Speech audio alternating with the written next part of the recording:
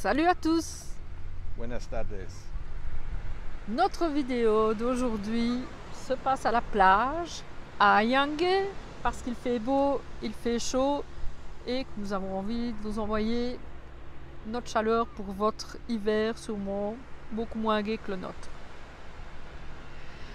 Une petite mise en garde avant de commencer la vidéo. Ok, vous trouverez sur YouTube des channels francophones qui vous offrent des services d'immigration, de voyage ici en Équateur. Faites bien attention.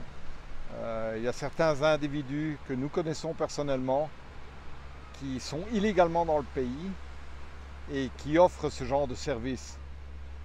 Donc faites bien vos recherches si vous êtes intéressé à déménager ici ou venir ici en vacances. Faites bien attention et vérifiez 2 fois plutôt qu'une. Être sûr que les gens avec qui vous faites affaire sont des gens corrects. Et des gens professionnels, des vrais professionnels reconnus. Ok, donc la vidéo du jour est une vidéo de questions-réponses.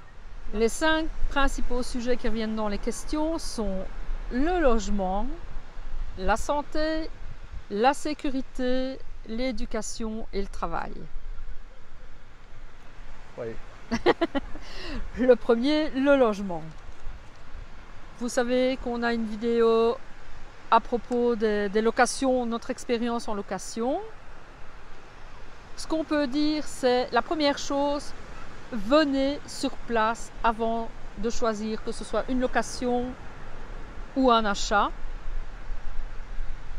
Faites-le selon vos attentes au niveau infrastructure, hôpitaux, centres commerciaux, accès aux transports en commun, le bruit, Les écoles, oui, pour ceux qui ont encore des enfants. Et le travail, évidemment. Et le travail, pour ceux qui doivent travailler. L'accès à Internet aussi, il y en a beaucoup pour qui c'est important, surtout s'ils travaillent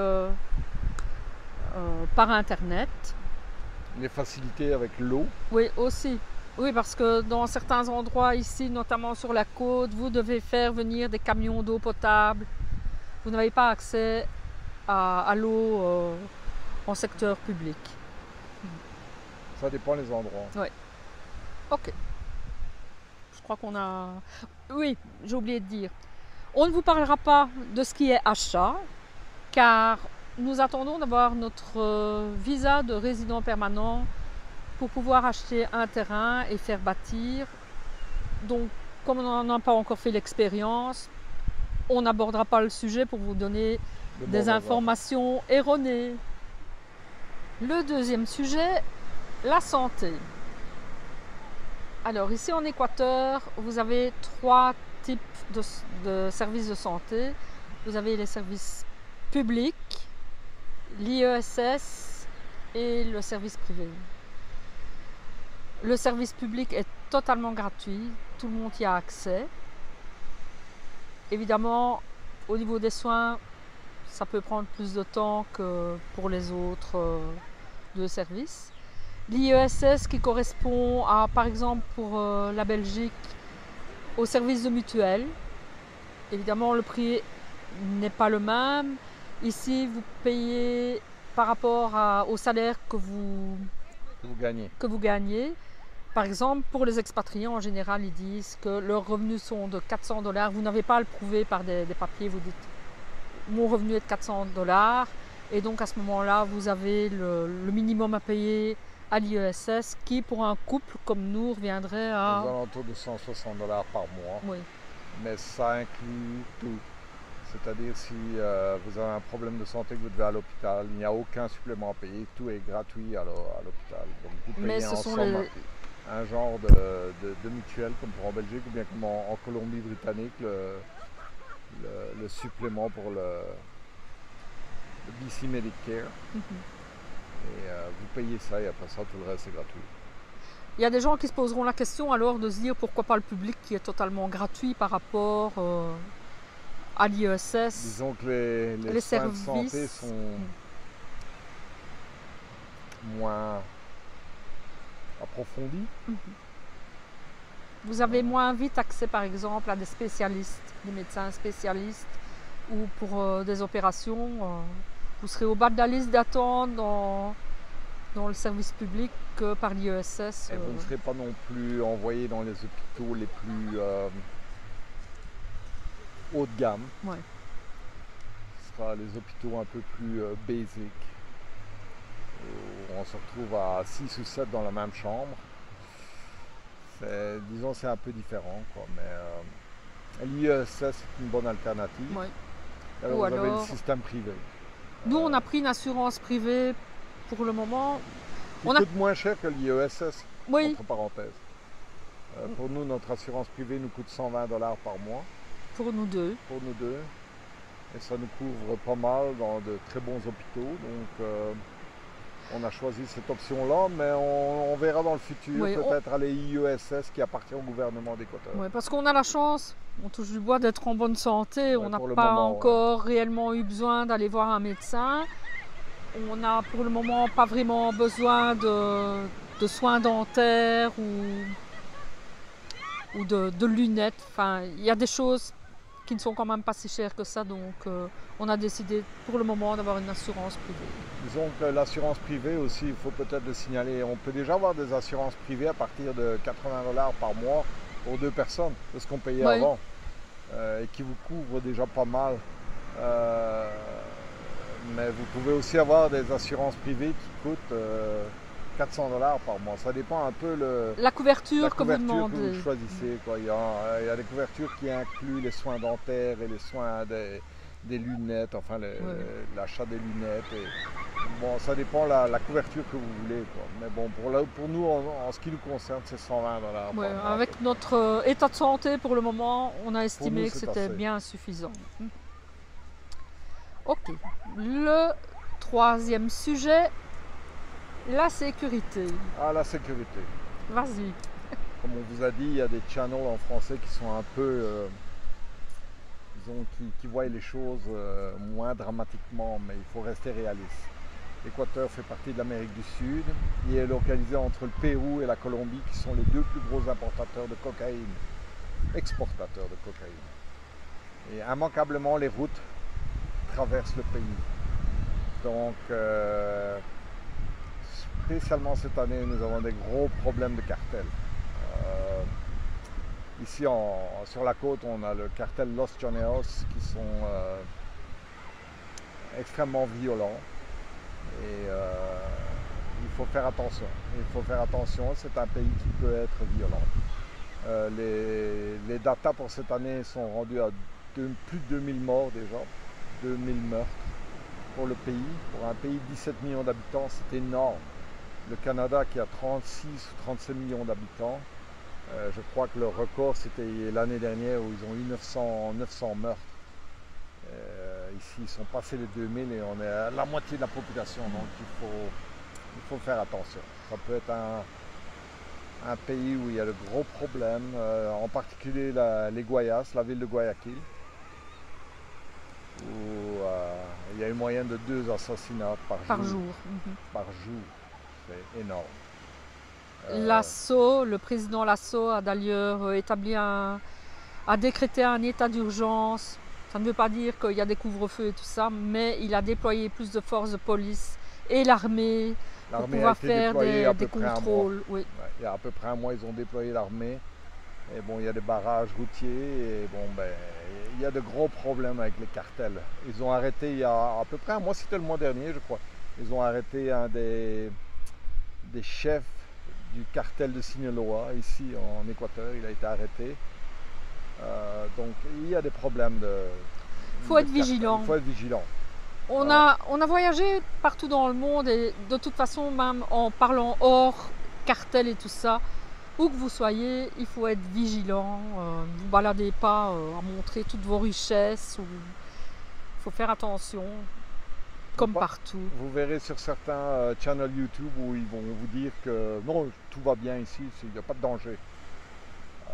Avec 2000 assassinats par an, il y a du danger. Il faut savoir où aller, quand y aller.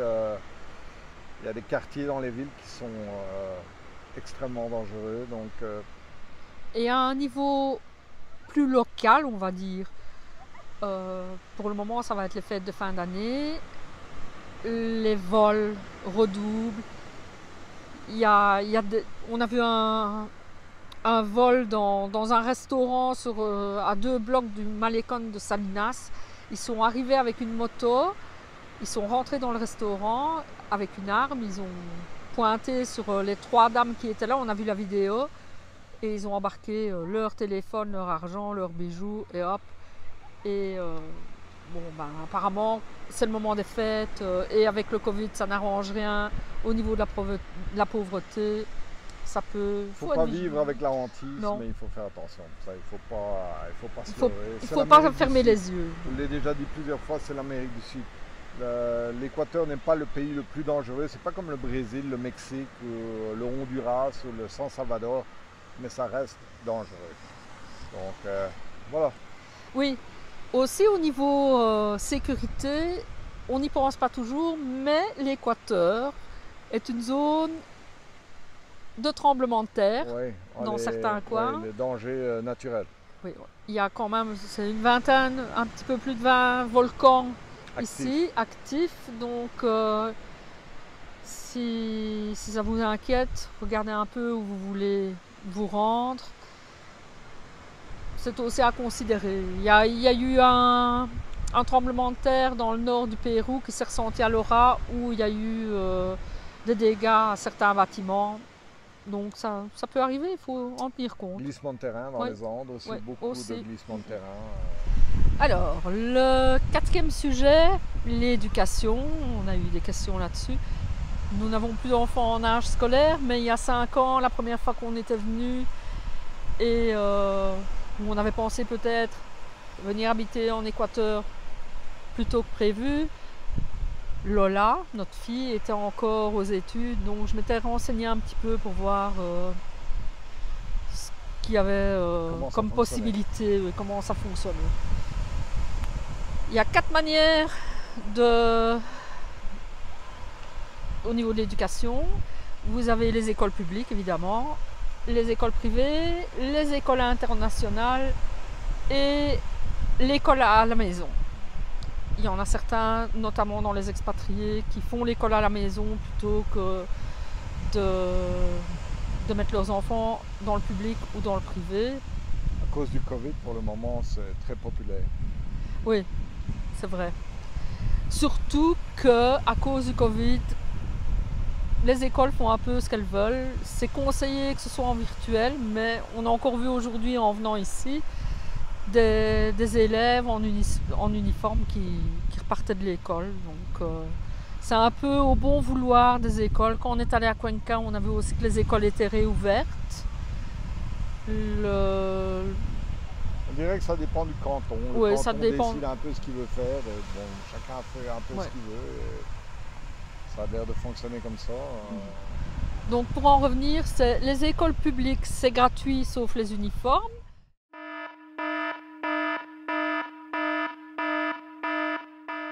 Dans le privé, en général, c'est entre 400 et 800 $ par mois, plus les uniformes, plus le matériel scolaire.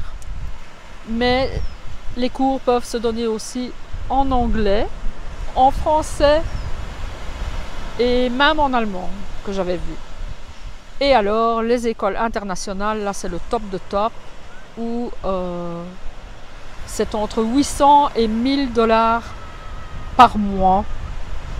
Il faut déjà avoir un bon haut revenu, mais les infrastructures sont plus développées. Quand on se rend à Guayaquil, on voit les écoles internationales le long, où ça va vraiment du pré-maternel à l'entrée pour la préparation à l'université ou au collège. Donc, vous y trouverez, les écoles internationales sont surtout faites pour les diplomates, les enfants des diplomates. Ou les gens à gros revenus. À gros revenus.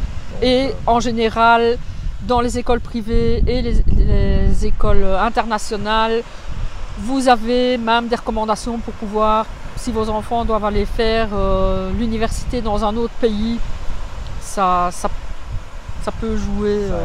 Ça aide. Donc voilà. Mais bon, C'est tout ce qu'on en sait. On ne sait pas en dire plus Non. parce que bon, on n'a plus d'enfants en âge d'école. C'était pour vous donner une petite idée des différents types d'éduquer vos enfants. Et le dernier sujet, le travail. Nous, on ne travaille on ne sait plus. pas non plus vous en parler maintenant parce qu'on ne travaille plus.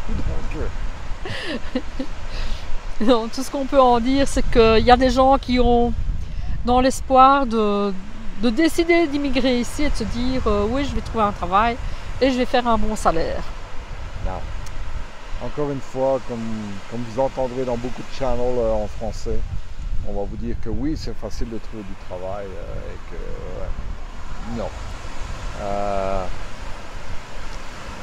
Même le salaire minimum de base, à partir de janvier, le président Lasso l'a augmenté de 25 $ par mois, ce qui est énorme quand même. Donc au lieu du salaire de base qui était de 400 $, il va être à 425. Mais les employeurs peuvent vous offrir en dessous de ce salaire. Il n'y a pas de loi vraiment établie pour dire c'est minimum, vous ne pouvez pas payer quelqu'un en dessous. Vous verrez, je vais vous mettre une photo ou deux avec des offres d'emploi où, par exemple, pour un serveur ou un cook dans un restaurant, le salaire offert est de 300 à 400 $ par mois pour un temps plein. Pour pouvoir poser des plaques de gyproc, le salaire est de 1 à 2 $ par heure. Donc ça vous donne une idée. Faut pas avoir de grosses attentes au niveau de gros salaires ici. Tout est fonction de la vie ici en Équateur. Vivre avec 400 ou 500 $ par mois ici en Équateur, c'est pas évident. C'est pas facile. Même si la vie est très bon marché, ça reste très peu. Donc les Équatoriens travaillent aussi 6 jours semaine. Ouais. Il faut le dire aussi. Les week-ends, samedi et dimanche, ça n'existe pas vraiment ici. Ça travaille 6 jours semaine et certains même 7 jours semaine. Donc la législation au niveau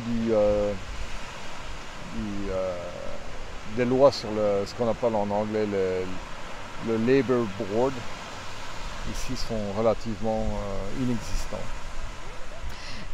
Et ce que je peux ajouter, c'est aussi de nouveau à cause du Covid, beaucoup de gens ont perdu leur emploi et il y a ce qu'on appelle du travail informel, donc tous des petits vendeurs qui vous proposent un peu tout.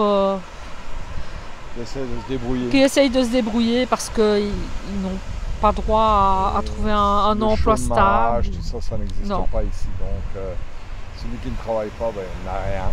Donc ça travaille tout le temps. Et celui qui voudrait vraiment trouver un emploi ici doit se dire qu'il lui faut un espagnol fluent. Ouais. Faut pas croire que vous allez arriver ici avec votre français ou votre anglais et baragouiner quelques mots en espagnol. Non. Enfin, un espagnol fluent.